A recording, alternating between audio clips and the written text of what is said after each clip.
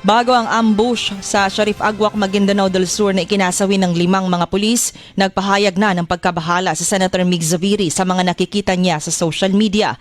Bilang reaksyon sa naturang ambush, sinabi ni Zubiri na ginagawa ng pamahalaan ng lahat para maging mapayapa ang Bangsamoro Region.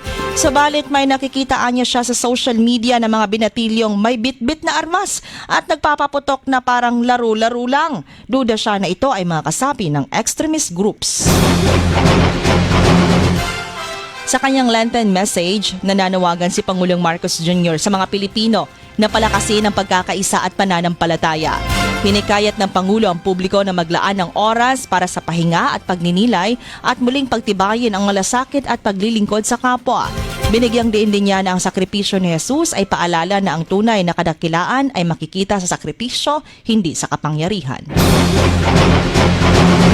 Samantala, darating sa bansa sa susunod na linggo ang 1 million na bariles ng diesel.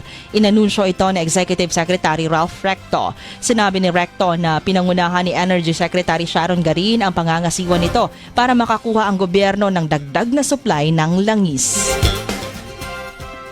Samantala, siniguro naman ng Department of Trade and Industry na walang magiging paggalaw sa presyo ng pangunahing produkto hanggang sa kalagitnaan ng Abril. Ayon kay Trade Secretary Cristina Roque, wala pang namomonitor na paggalaw sa presyo ng basic necessities at prime commodities ang DTI.